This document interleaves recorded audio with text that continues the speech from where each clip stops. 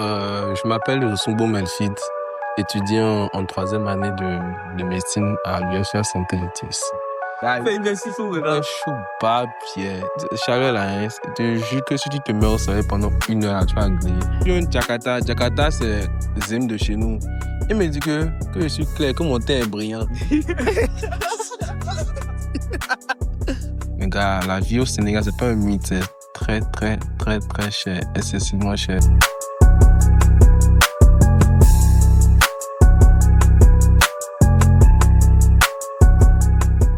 Donc avant que le podcast ne commence, vous allez vous dire, ces podcasts ils filmaient, d'où ils viennent ici. C'est pour un partenaire, ils vendent les écouteurs filés ou écouteurs sans fil. Là c'est les écouteurs avec Paul Lightning, donc tous les iPhones qui prennent Paul Lightning. Et ils vendent aussi pour Type C. Donc je vais mettre le lien de sa boutique et tout en description. Aussi si vous achetez l'écouteur, vous avez droit à 1 mois gratuit offert de Spotify Premium. Donc vous achetez les écouteurs, livraison gratuite et vous avez droit à 1 mois gratuit Spotify Premium. Donc bon visionnage pour le podcast, suivez le podcast, c'est intéressant. Bonjour les gens, j'espère que vous allez bien.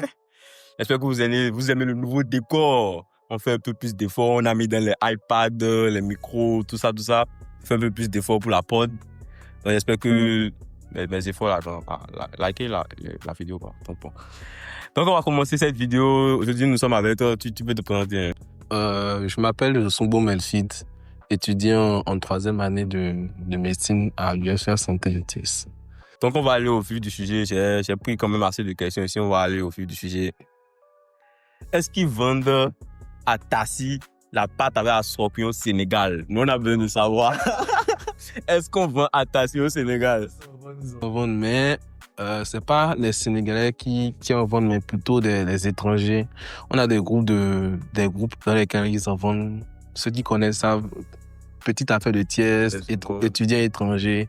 Il y a des Béninois, des Sénégalais ou des Togolais. On sait les Béninois, ceux qui sont d'origine béninoise même, genre, qui préparent à Tassi, oui. Mais pas les Sénégalais. Non, pas les Sénégalais. Les Sénégalais ne connaissent pas ça. Quel est le plat principal, ce que les Sénégalais mangent le plus souvent? Tchep yap. Attends, il y a plusieurs types de tchep. Il y a tchep djen, je pense que c'est tchep avec viande. Si je ne me trompe pas, excusez-moi, si je me suis trompé. Il y a tchep yap avec poisson. Il y a plusieurs types de yamafé. C'est quoi le tchep même là? C'est quoi tchep même? C'est comme riola de chez nous, mais c'est en forme revisitée, je vais dire. Okay. Ils mettent assez d'huile. Il y a le yet, je ne sais pas si tu connais le yet. Ouais. Il y a le yet qui met dedans. Ça donne un bon goût. Et le tchep, c'est du riz accompagné avec des légumes et tout. Ouais. Là, du manioc, ils mettent souvent les courgettes, les choux. Et ils mettent également un peu de riz sec également à côté. Et ça forme un bon mélange. Donc, si même il y a quelqu'un qui sait cuisiner du tchep, il faut m'écrire en commentaire. Je vais bientôt faire encore une vidéo de cuisine. Donc, ce serait bien de préparer un mets sénégalais. Pourquoi pas? Ce serait intéressant. Donc, toi-même, personnellement, quel est le plat que tu manges le plus souvent au Sénégal? C'est frites. Hein. C'est tout là. C'est frites, omelette, frites. Y a pas... C'est toi qui cuisine ou bien tu payes dehors? Bon, la plupart du temps, je cuisine. Et de manière extraordinaire, je commande dehors. Okay. Quand je me fais plaisir, tu vois, un peu. Sors un peu pour manger la vie, Est-ce que eux, ils ont une boisson nationale? Par exemple, chez nous, au Bénin, là, genre, on a la béninoise, la boisson nationale, genre, tout le monde connaît ça forcément au Bénin. Est-ce que, genre, au Sénégal, il y a la sénégalaise ou bien... Qu'est-ce qu'ils ont? J'ai oublié un peu le nom de la société qui fait les boissons. Mais il y a Gazelle. Il y a Gazelle. Gazelle, c'est une bière. Bon, excusez-moi si... Il n'y a que ça que je connais. Il y a la Gazelle qui est d'origine sénégalaise. Racine, je ne sais pas si c'est vraiment purement sénégalaise. Oui, il y a Racine ici. Je suis plus, comment on appelle ça, plus sûr de Gazelle. Gazelle qui est d'origine sénégalaise. Après, il y a d'autres boissons également. Donc maintenant, on dit souvent, ça c'est aussi un mythe. C'est un mythe. Mais on dit souvent que genre, au Sénégal, il fait chaud. C'est pour ça les Sénégalais sont noirs. Donc, est-ce qu'au Sénégal, comparativement au Bénin, là, est-ce que au Sénégal, il fait si chaud que ça? Gars, si j'ai porté habit dans ma maison seul, là, c'est que j'ai invité quelqu'un. Ça, c'est une fois là. Si chaud que ça. Je suis pas Pierre. Charles là, je te jure que si tu te mets au soleil pendant 1 heure, tu vas griller. Tu vas griller, gars. Regarde, on voit tous là-bas. Je te dis, je suis parti, je monte sur un Jakarta. Jakarta, c'est Zim de chez nous. Il me dit que je suis clair, que mon teint est brillant. Alors que ici, on me dit tout le temps que je suis noir. Et il a eu sourire. Après, bon, c'était une petite anecdote et tout. Et bon, tu parlais même tout à l'heure de Jakarta, donc ça rejoint un peu ma prochaine question. Quel est le moyen de transport que vous utilisez le plus? Par exemple, ici, c'est les Zim, tout le monde a des appels au moins Zim, ou bien Go Zim. Quel est le moyen de transport que vous utilisez le plus souvent là-bas? Et les tarifs par rapport à ici, par exemple, comparativement à une petite distance ici, là, combien ça peut coûter genre, au Sénégal? Bon, par rapport au moyen de transport, si je dois, je vais d'abord catégoriser. À Dakar, par exemple, il y a toujours les Jakarta, c'est-à-dire les Zim, mais eux utilisent plus il y a des bus. J'ai oublié également l'appellation. C'est des bus qui font des trajets directs et ils ont leur propre route et tout. Tu vois, et c'est souvent, on fait la c'est à 500. Non, c'est des bus vraiment électriques en fait. Des grands bus électriques. Ouais. Et les gens font l'abonnement. C'est des bus, tu vois, il y a les voies sont divisées. Je sais pas comment ils appellent ça. Donc, il y a la voie est divisée en deux et au milieu, là, les bus la passent. Donc, ça permet d'aller plus vite. Ça quitte Sacré-Cœur, Liberté 6, Mermoz, tu vois. Et à chaque fois, il y a des arrêts. Il y a des endroits là où il y a des arrêts. C'est comme des gares. Et tu paies le ticket. Je pense que c'est souvent 500, 400 le ticket. Et bon, il y a des étudiants qui font l'abonnement parce qu'ils quittent loin pour aller au travail et tout. Après, maintenant, il y a le train, il y a le TER. Donc, vous avez un train. Il y a TER. Même à Thiès, il y a le train. Les gens viennent en train à Thiès. Le train, pour venir à Thiès, c'est à 1000 francs, le TER là-bas. Bon, ils vont dans des régions et tout. Après, il y a les taxis, ce qui est le plus courant. Il y a Yango, il y a le taxi simple. Le taxi, souvent, c'est cher. C'est cher. C'est vraiment excessivement cher. Bon, à Thiès, ça va quand même. Souvent, ça va entre 1000 francs, 1500. Ouais, et les Jakarta souvent c'est 500, 600, ça n'atteint pas souvent 1000 francs. Donc, ça va quand même. C'est un peu ça. Ok. Et, qu'est-ce que je voulais dire même? Oui, le train, c'est TGV, genre, c'est train à grande vitesse ou bien. On appelle ça TER là-bas. Il y a les trains de transport des marchandises. Ça passe même chez nous. Pour ceux qui connaissent Der House, on va le marché également, en Ghent. Ça passe là. Maintenant, à Dakar, c'est un peu moins fréquent parce qu'ils ont leur placement spécifique. Mais il y a les trains aussi de transport des personnes. Ils appellent ça le TER. C'est assez rapide également. Ok, à ce qui paraît, genre, souvent, ça aussi, c'est ce que les gens disent des légendes. La vie au Sénégal, comparativement au Bénin, là, ça coûte vraiment un peu plus cher. Est-ce que tu peux nous donner une équivalence de prix? Par exemple, ici, là, normalement, avec 500 francs CFA, normalement, un Béninois de Bénin, normalement, est rassasié, normalement. Mais au Sénégal, est-ce que 500 peut rassasier vraiment quelqu'un, par exemple? 500, c'est petit déjeuner, c'est mon dieu. Et puis, ça dépend d'où.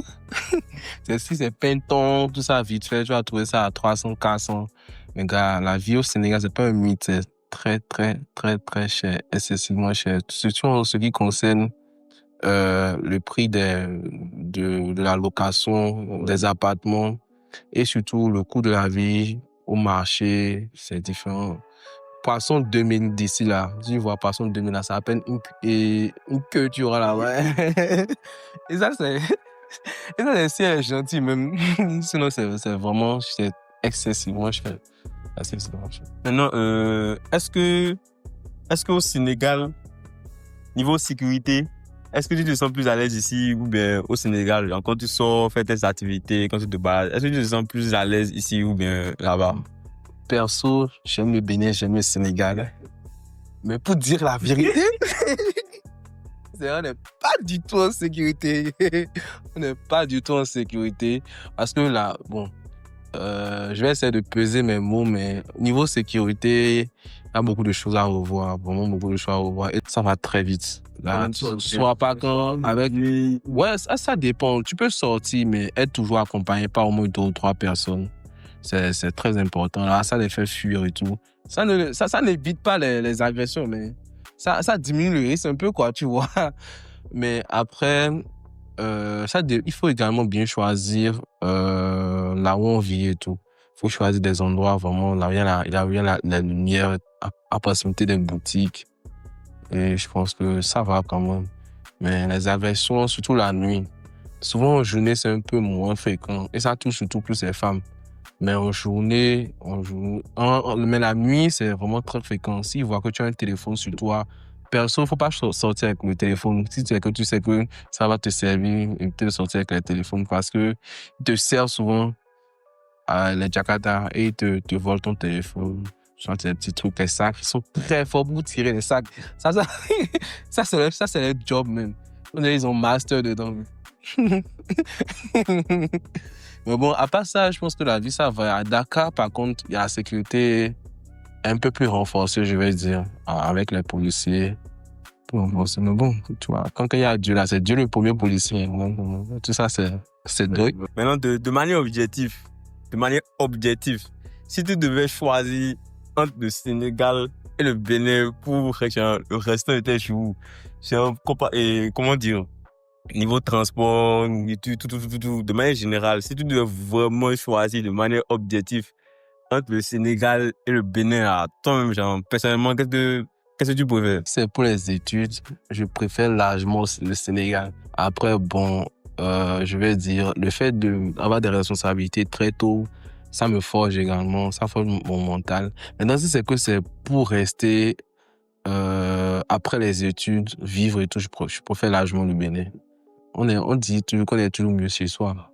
Donc, tu vois, au KLM, on rappelle les choses beaux. Il y a We Love et il y a aussi là. Enfin, on essaie de manquer ça depuis là. Ça me fait mal.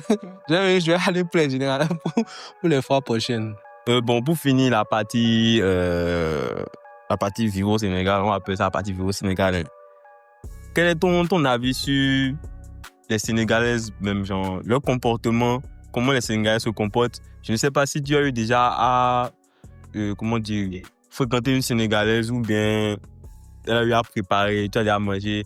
Comparativement ici aux Béninoises, on sait comment les Béninoises se comportent, la cuisine, niveau bouffe, leur comportement, la manière dont s'habiller pour sortir, tout ça, à niveau social aussi.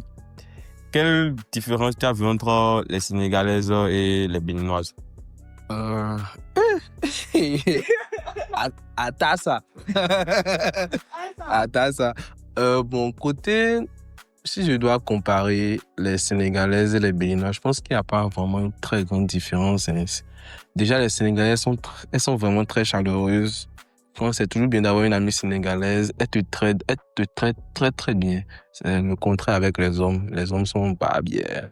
Pas bien. Les Sénégalaises, par contre, elles sont très gentilles, très chaleureuses. Elles vont vouloir, comment on appelle ça? Elles vont vouloir faire de toi leur amie, t'inviter à manger. Elles n'ont pas de souci avec ça.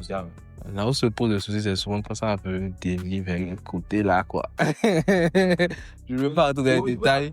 Mais juste que les Sénégalaises n'ont pas cette facilité à peut-être sortir, mais entretenir des relations, je vais dire, amoureuses avec des étrangers. Bon, les étrangers, ça va, s'ils sont musulmans. Mais les non-musulmans, c'est haram, je vais dire, chez eux.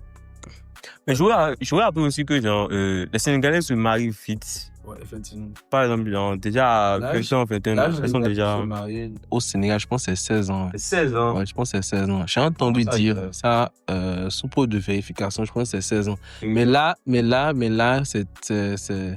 c'est très évident de voir des petites filles déjà qui ont déjà des enfants, petits-enfants. Même il y a des gens qui sont mariés, à qui je fais des bains et tout. Ça va très vite. Les gars, là, ils sont très hot, quoi. Ça va se capter. Donc là, on va parler un peu plus de ta vie estudiantine.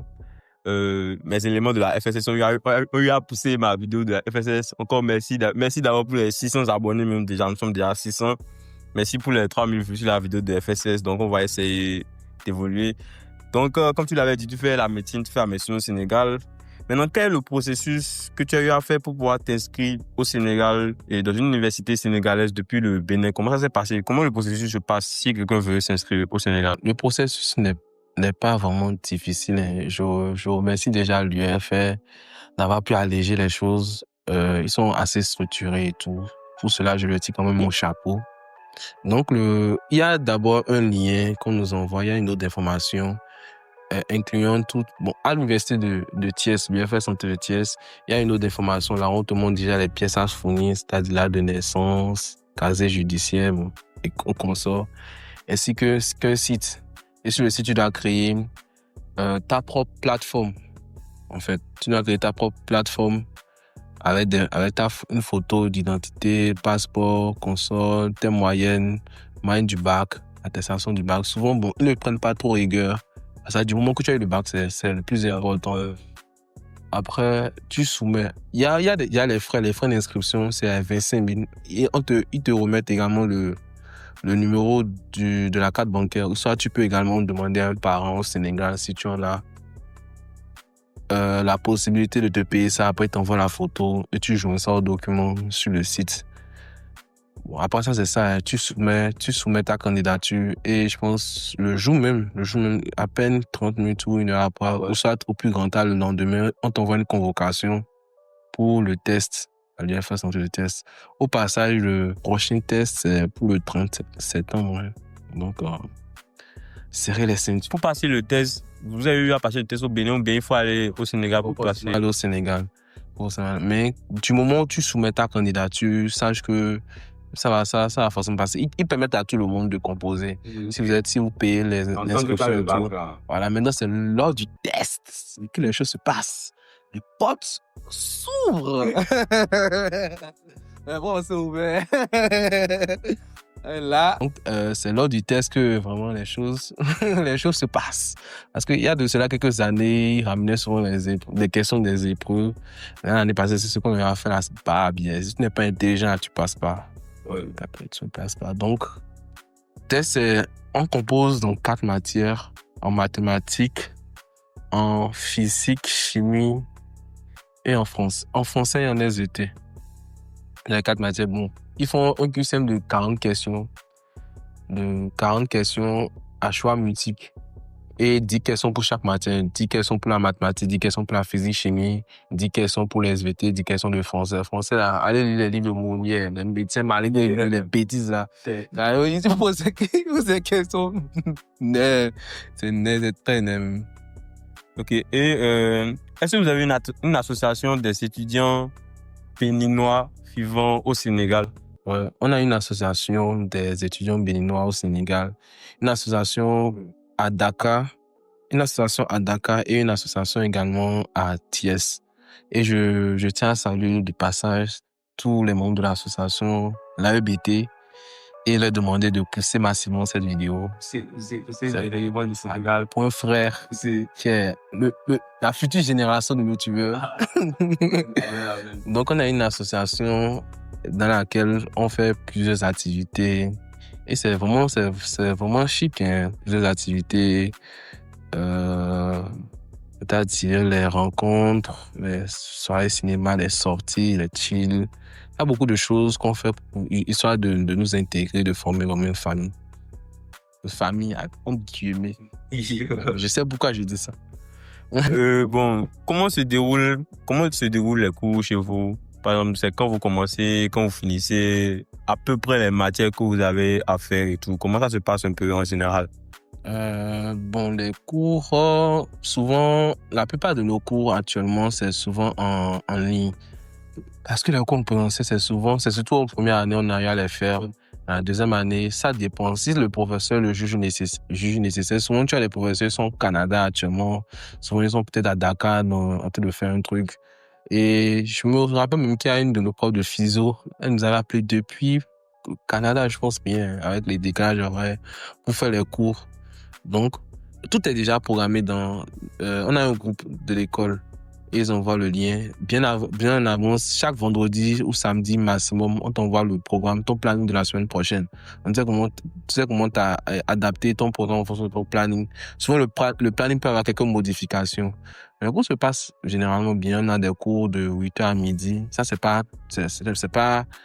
n'est pas tous les jours. Ça dépend du programme. Des cours de 8h à midi, après de 15h Ouais, à 18 ans encore. Donc, disons, première année, c'était un peu plus en présentiel. Deuxième année, c'est plus en ligne. Mais est-ce que ça fait pas vous êtes un peu perturbé, distrait? Est-ce que tu arrives vraiment à suivre, genre, mettre le PC à la maison, activer la connexion, te lever comme si tu pars à l'école, tu ne sors pas, t'asseoir, suivre un cours d'une dame qui est quelque part au Canada? Et c'est facile, c'est pas évident. Ouais, c'est que j'ai suivi plus de 30 minutes là, gars. Bref, c'est que j'ai suivi plus de 30 minutes là et que je me suis pas endormi. C'est que vraiment, c'était un effort. Hein. Sinon, on dort, on va pas se le cacher. Souvent, ce qui marche, c'est d'apprendre vraiment des cours qu'ils envoient et tout. Et ce qui est bien, c'est que souvent, les professeurs, quand le juge nécessaire, ils viennent également en présentiel faire le cours. Surtout, souvent pour les TD. La plupart des TD se font en présentiel. Mais il y a certains qui font également en ligne. Mais la plupart se font en présentiel. Histoire qu'on puisse bien asseoir les connaissances et tout. Et vous avez déjà eu à faire des stages? Les stages, oui, bien sûr. On a eu à commencer. Les stages commencent en deuxième année. On a eu à commencer les stages en avril. Il y avait plusieurs hôpitaux. Il y avait l'hôpital régional de Thiès. Il y avait l'hôpital de Saint-Jean de Dieu. Il y avait l'hôpital S10e, je pense bien. Il y avait Tiwawan aussi. En tout cas, ils ont plusieurs hôpitaux dans lesquels faire les stages et les infirmières le personnel soignant est vraiment très appliqué à nous. Est-ce que tu peux nous raconter un peu ton expérience en stage? Comment se passent les stages là-bas? Ce que tu as eu à faire personnellement? Parce que, par exemple, pour la vidéo de FSS, j'ai eu Mador, elle nous a parlé un peu des stages, comment ça se passe à FSS. Donc, comment ça se passe au Sénégal et qu'est-ce que tu as eu à faire pendant les stages? À Thiès, déjà, les stages se sont très bien passés. On avait des groupes. Pour chaque, je vais dire, il y avait 2 groupes. Ceux qui faisaient le matin de 8h à midi et le soir de 20h à 8h. Maintenant, par rapport au stage, il y avait plusieurs filières, c'est-à-dire la médecine interne, la cardiologie, la chirurgie. En deuxième année, je parle de ceux dont je sais pour la deuxième année, la chirurgie viscérale. Il y a la pédiatrie, il y a ce qui était également en maternité. Donc, pour nous qui étions en médecine interne, on était plus en médecine interne, je vais dire cardiologie, mais plus en médecine interne parce que les soirs, on était souvent de garde et on suivait les patients de la médecine interne. Donc, on prenait les constantes, on suivait les malades, voir s'il n'y a pas une anomalie, pathologie et informer le médecin qui se charge d'effectuer un diagnostic. On n'avait pas eu la chance de faire les injections parce que bon, ils nous jugeaient encore incompétents. On regardait seulement, mais il y a quand même des gens qui le faisaient parce que eux, en première année déjà, en vacances, eux, ils allaient déjà un peu à l'hôpital. Donc il y a les sutures également qui font en SAU, c'est-à-dire aux urgences. Ils font les sutures, il y a les gens qui se blessent. Et franchement, sans mentir, ça vraiment forgé mon mental parce que ici on voit la mort, on est accablé, on voyait les morts, ça nous disait mais plus rien un moment. Hein. Je pense que en médecine interne, j'ai eu à avoir au moins plus de 2 ou 3 décès. Et j'ai vu que bon, ce sont des choses qui arrivent. Et ça m'a incité plus à profiter de la vie, quoi. C'est là, si vous comprenez. Parce qu'on sait jamais quand on leur sonne et tout. Et les stages ici, comment ça se passe aussi au Bénin? Au Bénin, par contre, je vais dire que au Bénin, c'est plus pour asseoir, je vais dire, mes connaissances et essayer d'améliorer certaines choses. Par exemple, j'ai pu faire les injections, je fais très bien les injections ici. C'est là, vraiment, comme c'est des gens qui me connaissent, ils ont vraiment pris la peine de bien m'apprendre à faire les injections, les prélèvements, des pansements également, apprendre des voix, les constances d'habitude et tout. C'est surtout les stages de soins infirmiers que j'ai eu à faire. Ça s'est vraiment bien passé dans une bonne atmosphère. Au moins, comme ici, je connais la langue. Ils font le français, ça va. Mais le gros problème à Thiès, c'est qu'on ne comprend pas la langue. Et ça constitue vraiment un bémol. Parce qu'à certains moments, on n'arrive pas à communiquer avec le patient, savoir ce dont le patient souffre vraiment. C'est vraiment compliqué. Le Wolof, là. Hashtag Wolof. Hashtag Wolof. Merci d'être venu. Merci d'être venu. Je pense qu'on a pu faire un peu le tour. Donc, je vais forcément laisser ces réseaux, ces contacts. Si vous êtes étudiant, vous avez envie de vous lancer en médecine au Sénégal, pour moi, vous avez une personne de ressources. Donc, qu'est-ce que tu peux dire, un mot de fin à mes abonnés, puis on va...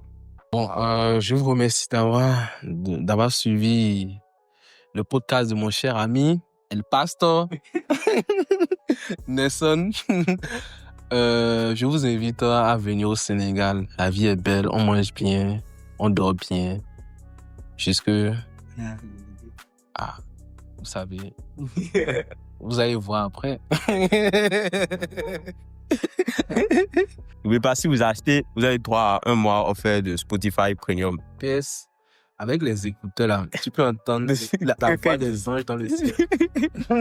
Donc merci, on se rejoint encore pour une prochaine vidéo. Ciao.